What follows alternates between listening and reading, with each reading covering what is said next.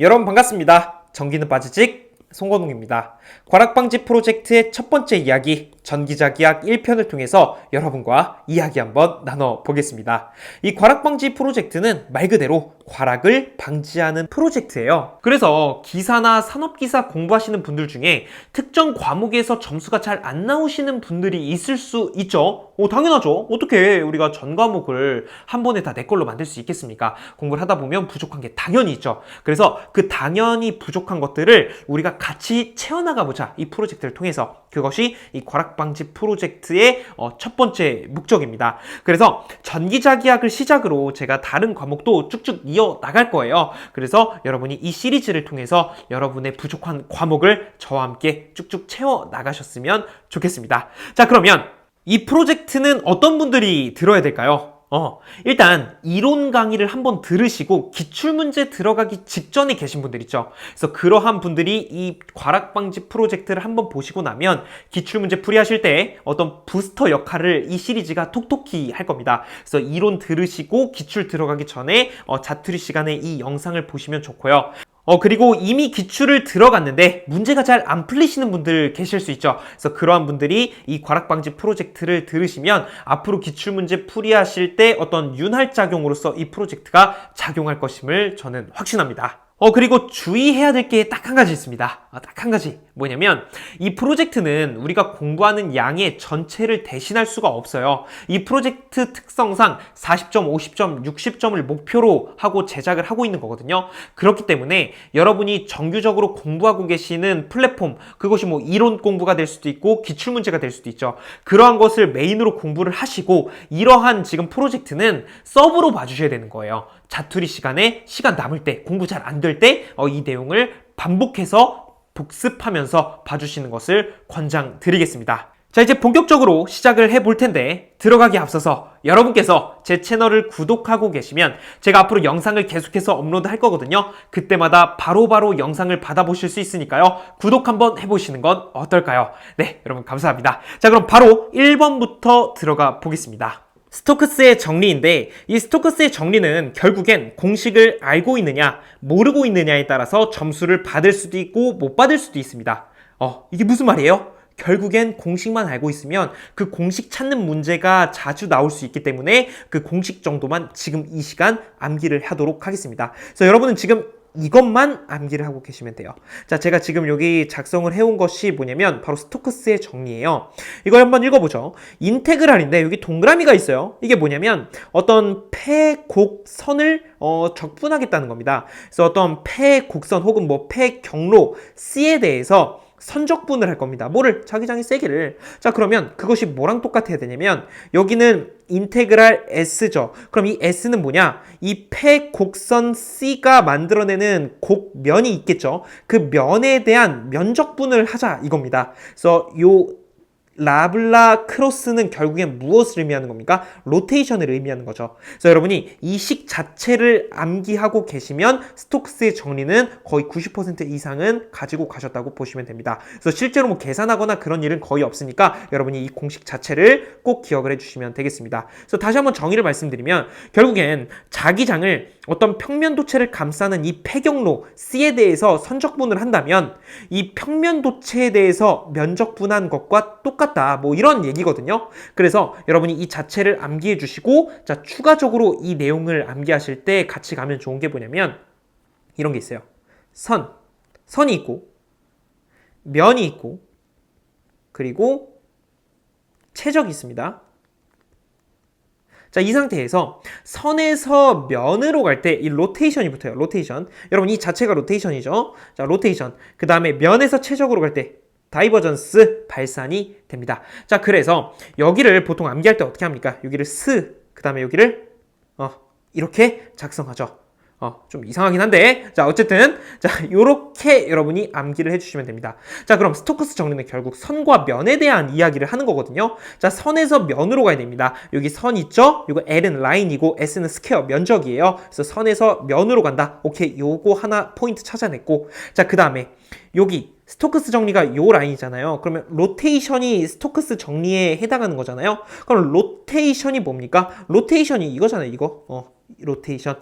그래서 선과 면이 있고 로테이션이 있는 식을 찾으면 되겠구나. 그래서 요 포인트로 여러분이 가주시고 추가적으로 여러분이 요 내용까지 학습을 하고 계시면 어떤 공부하실 때 좀 도움이 되지 않을까라고 생각을 합니다. 그래서 스토커스 정리 이 정도로 살펴보고 두 번째 내용으로 넘어가 보겠습니다. 자, 두 번째 내용 보겠습니다. 벡터에 대한 내용인데 지금부터 내적과 외적에 대한 이야기를 할 거예요.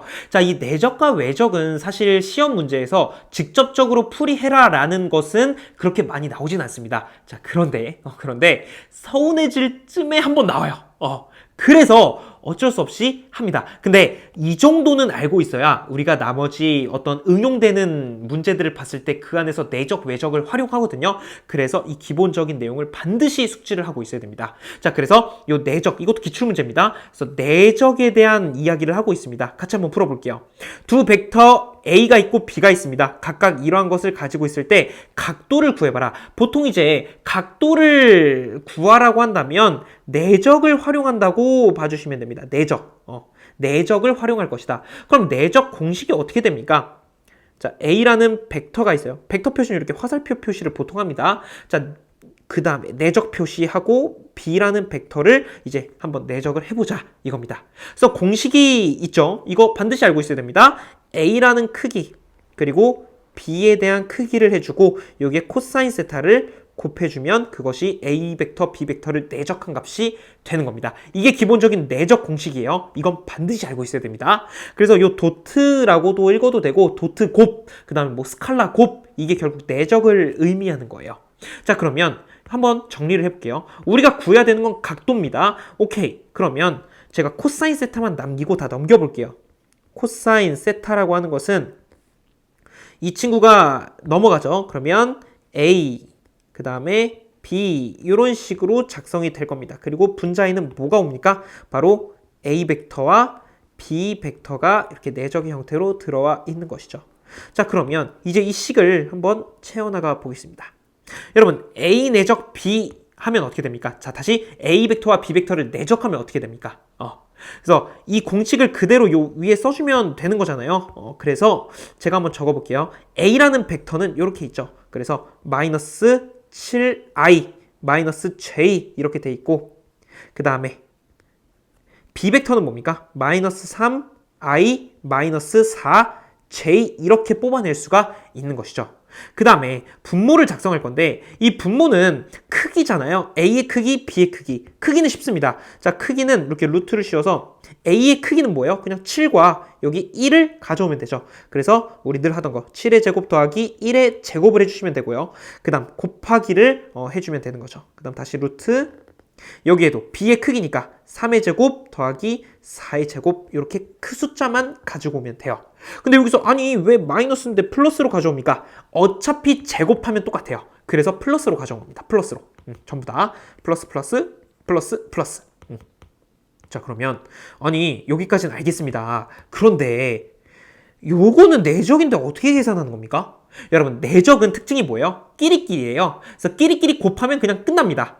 끼리끼리 한번 해보면 여러분, i는 i끼리, j는 j끼리 하자 이거예요. 그러면 마이너스 7, 마이너스 3 두 개 곱하면 무슨 값? 21 나올 겁니다. 더하기 이 친구 하면 어떻게 됩니까? 자, 이제 이 친구랑 이 친구 하는 거죠. 그러면 마이너스 j랑 마이너스 4j니까 크기로만 하면 요 1과 4 하는 거죠. 근데 마이너스가 앞에 하나, 둘 있으니까 하면 뭡니까? 그냥 플러스 4가 나오죠.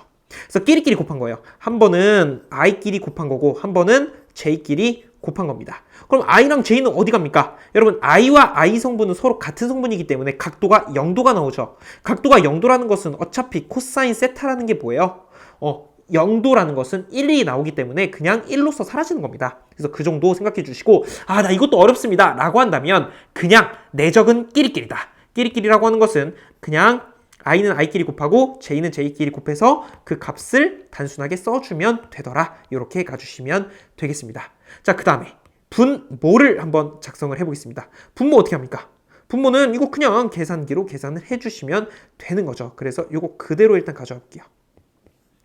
여기서 이렇게 해서 복제하고 여기 갖다 놨습니다. 그 다음에 이제 누가 하는 겁니까? 계산기가 하는 거죠. 그래서 계산기로 계산을 해보면 2분의 루트 2라는 값을 얻어낼 수가 있습니다. 즉, 이 내적식을 통해서 코사인 세타라는 게 2분의 루트 2라는 걸 알아냈어요. 즉, 코사인 세타는 2분의 루트 2. 근데 우리가 구해야 되는 건 각도라고요. 각도는 뭐예요? 요 세타라고요. 그렇죠. 그러면 자리를 바꿔줘야 되는데 코사인의 역함수를 취해주면 됩니다. 역함수라 그래서 막 어렵고 그런 게 아니에요. 그냥 요 두 친구들 자리 바꿔주는 겁니다. 그래서 코사인 자리 바꿔주고 2분의 루트 2인데 자리 바꿔주는 대신에 여기 마이너스 1을 살짝 올려주는 거예요. 그래서 아크 코사인 이렇게 들어가는 겁니다. 그 다음에 세타를 여기 갖다 주는 거죠.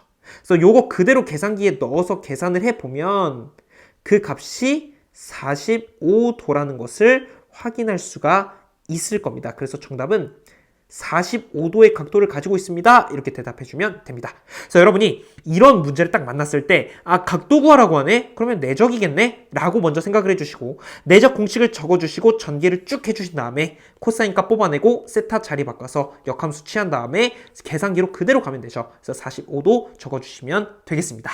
세 번째 보겠습니다. A벡터와 B벡터의 수직한 단위 벡터를 구하라고 합니다.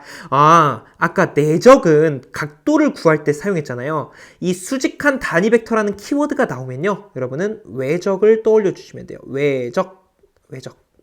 오케이. 여기까지 됐으면 우리 이제 외적을 할 건데 외적 듣기만 해도 머리가 막 지끈지끈해요. 그래서 여러분 이번 시간에 외적에 대해서 확실하게 가지고 가세요. 한 번만 보시면 정말 어렵지 않습니다. 그래서 어떻게 할 거냐면 먼저 I, 그 다음에 J, 그 다음에 K를 여기 적어볼게요. 한번 해보죠. 한번 해보죠 우리. 여기서 이렇게 적어놓고 시작합니다. 결국엔 패턴이에요. 패턴만 잘 학습하시면 외적 금방 합니다. 그래서 A 벡터, B 벡터 있죠? A 먼저 써볼게요. 2, 마이너스 6, 마이너스 3이죠. 마이너스 6, 마이너스 3. 자, 이렇게 됐어요. B벡터 써볼게요. 4, 3, 마이너스 1, 4, 자, 4, 3, 마이너스 1. 자, 이렇게 했습니다. 그래서 A 벡터, B 벡터를 외적해 보겠습니다. 라고 한번 해보는 거죠. 자, 이렇게 해서 한번 해보죠. 아까 내적은 여기가 도트 있었잖아요. 외적은 크로스입니다. 이렇게. 자, 그러면 여러분 형태를 한번 갖추고 시작하죠. 공식이라고 생각해 주세요. 이렇게 해서 i가 하나 생기고 더하기 이렇게 해서 j가 하나 있고 더하기 이렇게 하고 이렇게 해서 k 값이 있다고 해보겠습니다. 이렇게 형태를 만들고 외적을 시작하면 큰 도움이 될 겁니다. 자, 먼저 i부터 해보는 거예요. 여러분 i를 할 때는 요 아래에 있는 거 이 친구들 보지 마세요. i 라인에 있는 거 보이지 마세요. 이 친구들 가지고 할 겁니다. 그럼 어떻게 곱할 거냐면 크로스로 이렇게. 그러면 이렇게 먼저 해요. 6 곱하기 1, 즉 마이너스 6, 마이너스 1이니까 두 개 곱하면 6이죠. 그 다음에 마이너스를 쳐주고 다음에 괄호를 열고 그 다음 계산값을 넣는 겁니다. 그래서 이렇게 했으니까 이렇게 갑니다. 그래서 마이너스 3 곱하기 3은 마이너스 9. 이렇게 하면 하나 완성. 끝입니다. 그 다음 J 말고 K부터 해볼게요. K를 할 건데 여기 보지 마세요. 그쵸? 보지 말고 이 4개로 할 건데 아까 우리 요런 순서로 곱했죠. 요렇게 곱했듯이 요렇게 곱합니다. 그래서 2 곱하기 3은 6이죠. 마이너스 그 다음에 마이너스 6 4 곱하면 마이너스 24가 되나요? 요렇게 되는 거죠.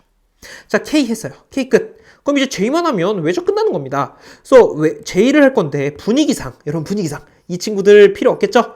분위기상 필요 없고 그러면 이 친구랑 이 친구 4가지 가지고 할 건데 우리 계속 아까 요렇게 먼저 곱했잖아요. 요렇게 먼저 곱했잖아요. 이번엔 요렇게 곱하는 겁니다. 요것만 좀 주의해 주시면 돼요. 그래서 마이너스 3과 4가 곱해집니다. 마이너스 12 마이너스 쳐주고 요렇게 곱하는 거죠. 이제 그러면 2와 마이너스 1이 만납니다. 마이너스 2. 자, 이렇게 됩니다.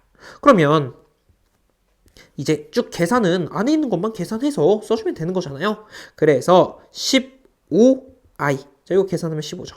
이거 계산하면 마이너스 10이죠. 마이너스 10 j가 되는 것이고 이 친구 계산해보면 플러스 30k가 되는 겁니다. 그래서 이것이 결국 뭐다? a 벡터와 b 벡터를 다시 외적한 것과 같다. 근데 우리가 구해야 되는 것은 단위 벡터라고요. 단위 벡터는 어떻게 구하냐? 다 구했어요. 여러분 다 구한 겁니다.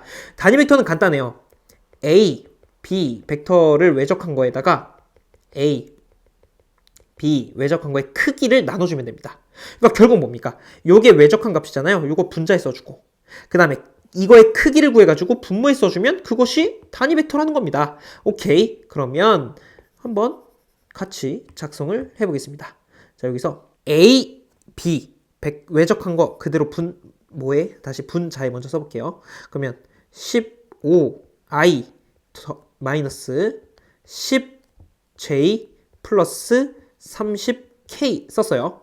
그럼 크기는 어떻게 합니까? 여러분 크기는 쉽죠? 크기는 단순히 루트 안에서 제곱 형태가 들어오면 되잖아요. 그래서 15의 제곱 더하기 10의 제곱 더하기 30의 제곱. 아니 여기 마이너스 때 왜 또 플러스로 들어갑니까? 어차피 여러분 마이너스 10을 제곱하면 플러스 10 나와요.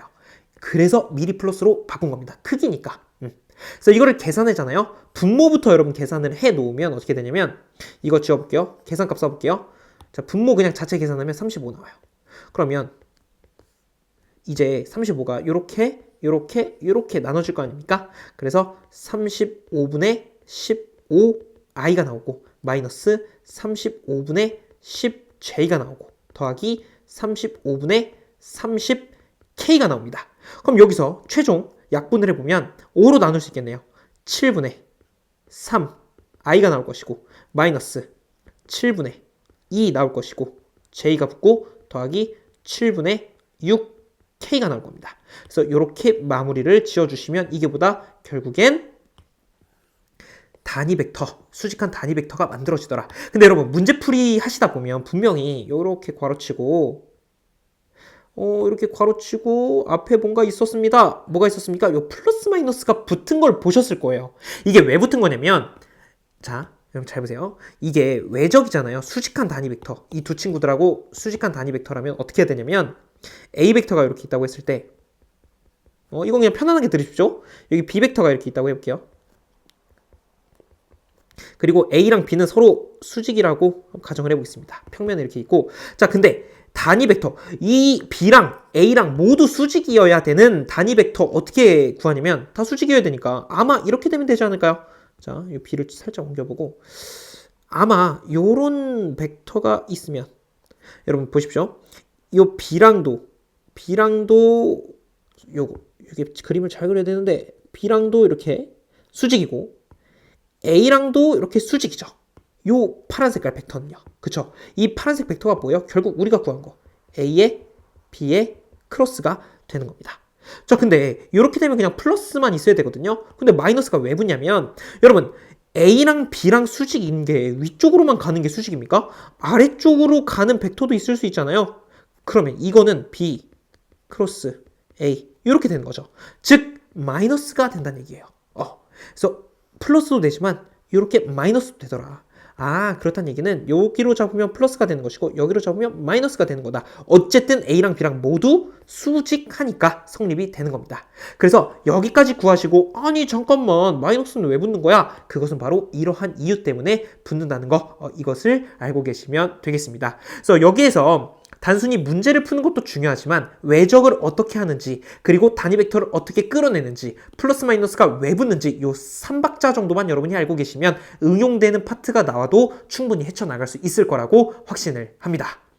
네 번째 보겠습니다. 서로 같은 두 개의 구도체가 있고요. 양의 전하로 대전됐대요. 그리고 20cm를 떨어뜨렸더니 8.6 곱하기 10의 마이너스 4제곱 뉴턴의 반발력이 작용했습니다.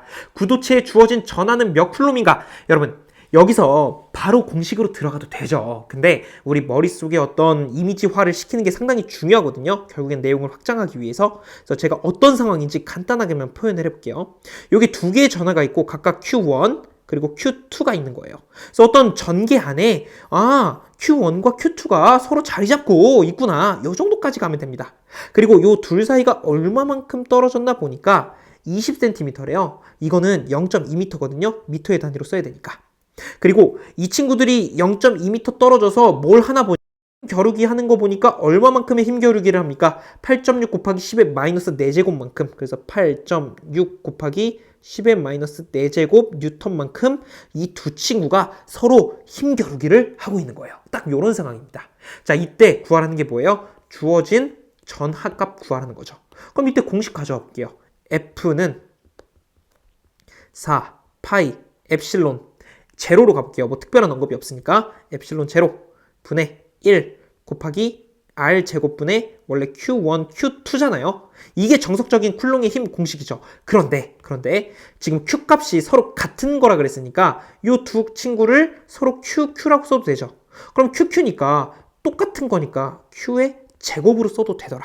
아, 그렇다는 얘기는 이렇게 식을 놓고 계산을 해도 되겠네요.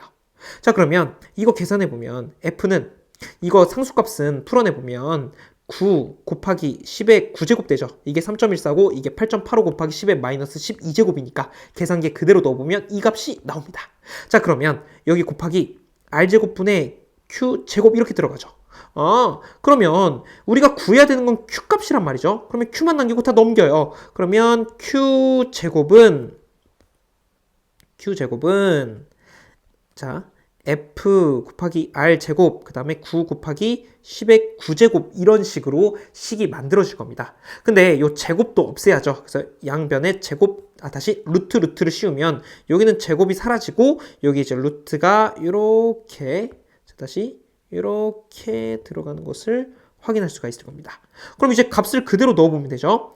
자, 루트 쳐주시고 9 곱하기 10의 9제곱 해주고 F값이 문제에서 알려줬단 말이에요. F값은 8.6 곱하기 10의 마이너스 4제곱 곱하기 R제곱이래요. 0.2의 제곱 이렇게 들어가면 되는 겁니다. 그래서 이것을 그대로 계산을 해보면요. 대략적으로 6.2 곱하기 10의 마이너스 8제곱의 쿨롬 값이 나오게 됩니다. 그래서 정답을 이렇게 가주시면 되겠습니다.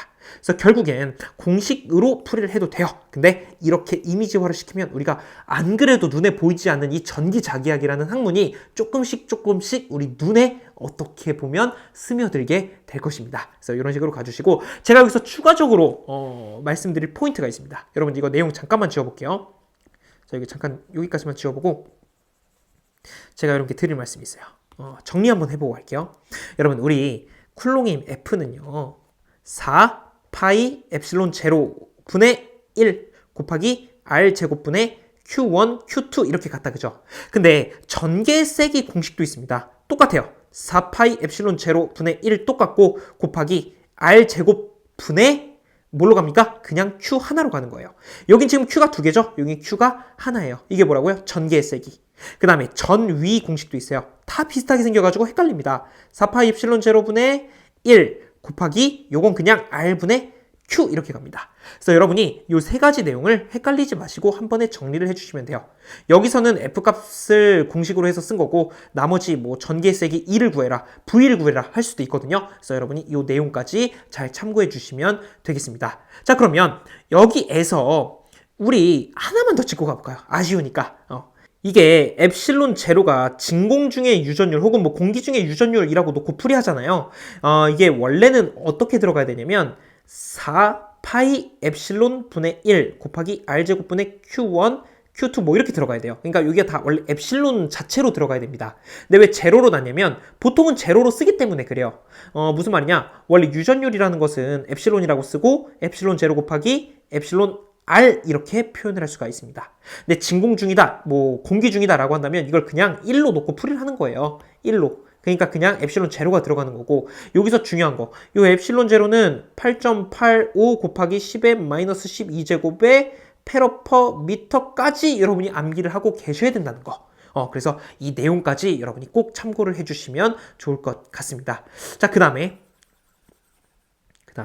마지막. 여러분 정말 마지막. 여기서 관계를 볼게요. F라고 하는 이 힘은 Q 곱하기 2랑 똑같죠. 왜? 전개세기에다가 Q 하나만 더 곱하면 F가 되는 거잖아요. 볼까요? 전개세기에다가 Q를 하나 더 곱해봐요. 그러면 요 QQ 두 개 되죠. 요거 되죠. 그래서 F가 되는 것이고 그 다음에 또 하나 V는 전개세기 곱하기 R 거리가 됩니다. 이게 무슨 말이냐? 결국엔 전개세기 요 식에다가 곱하기 R을 하면 약분 되니까 요 식이 되지 않겠습니까? 그래서 V가 되더라. 뭐 요런 관계식까지도 여러분이 기억을 하고 계시면 분명히 여러분 장담합니다. 문제 풀이할 때 도움됩니다. 정말이에요. 그래서 여러분 이렇게 가주시면 되고 우리 다음 전기력선으로 넘어가 보겠습니다. 다섯 번째 전기력선 보겠습니다. 이 전기력선 파트는요. 크게 두 가지 유형으로 출제가 될 수 있어요. 첫 번째는 전기력선의 성질 자체. 그러니까 전기력선은 서로 교차하지 않고 반발한다. 그리고 플러스에서 만들어져서 마이너스에서 흡수한다. 뭐 이런 내용 있잖아요. 그러한 것을 직접적으로 물어볼 수도 있고 아니면 어떤 전화에서 전기력선이 나오는데 이거 도대체 몇 개일까? 이거 알려줄 수 있습니까? 이렇게 요구하는 유형이 나올 수 있어요. 그래서 이렇게 두 가지 유형으로 여러분이 생각을 해주시면 되겠습니다. 자, 그래서 전기력선을 한 번에 정리를 해보죠. 여기 플러스 전하가 하나 있다고 해보고 마이너스 전하가 있다고 해볼게요. 그러면 전기력선은 이렇게 플러스에서 마이너스로 들어갈 거예요. 자, 여러분 이거 눈에 보입니까? 안 보입니까? 절대 안 보입니다. 이거 보이면 큰일 나는 거예요. 자, 이렇게 된다고 했을 때, 자, 특징을 한번 살펴보죠. 플러스 전하에서 마이너스 전하로 들어간다. 이거 반드시 기억해 주셔야 되고, 이 전기력선은, 패곡선이 됩니까? 뭐 예를 들어, 여기서 가다가 갑자기 이렇게 들어올 수 있습니까? 절대 안 됩니다. 이런 거 없어요. 패곡선 되지 않습니다. 그리고 전하가 없는 곳에서는 전기력선의 발생과 소멸이 없습니다. 그리고 이 전기력선 서로 교차합니까? 교차 안 하죠. 절대 안 하죠. 서로 반발하죠. 그리고 전기력선의 밀도, 그러니까 이 친구들이 얼마나 촘촘한가? 자, 이게 얼마나 촘촘한가에 따라서 그곳에서의 전개의 세기 E가 판단된다는 겁니다. 그러니까 촘촘하면 촘촘할수록 전개의 세기가 세다라고 할 수가 있는 것이죠. 자, 그리고 Q라는 전하에서 얼마만큼의 전기력선이 나오느냐? 뭐 이런 거 물어볼 수 있어요. 그래서 여기 N 몇 가닥이 나옵니까? 어떤 전하 Q에서. 그러면 그냥 엡실론으로만 나눠주면 됩니다. 그래서 진공중이라고 하면 여기 제로를 붙여주면 되는 것이죠. 그래서 이거 계산하면 요 Q라는 전하에서 몇 가닥이 나오는지 확인이 가능하다. 이렇게 생각을 해주시면 되겠습니다. 자, 그 다음 전개의 방향은 전기력선의 접선 방향과 같다. 뭐 이렇게 접선 방향과 서로 같다라는 것을 확인할 수가 있고, 전기력선은 전위가 높은 곳에서 낮은 곳으로 하는 거예요. 낮은 곳에서 높은 곳으로 가지 않습니다. 높은 곳에서 낮은 곳으로 가게 됩니다. 그리고 도체 내부에는 뭐 전기력선 존재할 수 없고, 전기력선은 등전이면과 수직으로 통과한다. 이런 내용들이 있습니다. 그래서 여러분이 이것은 한번 텍스트 이렇게 쭉 여러분 갖고 계신 교재에서 읽어보시면 충분히 이해가 될 것으로 생각이 들고, 자, 중요한 거 이거 전기력선의 수라 그랬어요. 전기력선의 수 이렇게 들어가면 됩니다. 그래서 Q라는 전하에서 발산되는 전기력선의 수는 바로 이러한 공식으로 정의가 될 것이다. 자, 이렇게 해서 전기자기약 과락방지 프로젝트 첫 번째 이야기가 마무리되었습니다. 오늘 좀 어떠셨나요? 좀 괜찮으셨나요? 사실 좀 중간중간 어려웠던 내용들도 있다, 그죠? 그래서 여러분 제가 이 프로젝트를 진행하는 목적은 단순히 문제를 푸는 것이 아니라 그 문제에서 파생되는 개념들, 그리고 확장시킬 수 있는 어떤 내용들을 여러분께 다 전달드릴 거예요. 그래서 적어도 여러분이 이 내용만 잘 알고 계시면 40점, 50점, 60점까지도 맞출 수 있을 거라고 저는 확신합니다. 그래서 저는 오늘 내용 이렇게 정리를 해보고 다음 2편에서 더 유익하고 좋은 내용으로 찾아뵙도록 하겠습니다. 그래서 여러분께 도움이 될 수 있다면 저는 어떠한 형태로든 콘텐츠를 제작할 것을 약속드리면서 오늘 인사드리겠습니다. 공부하시느라고 정말 고생 많으셨습니다.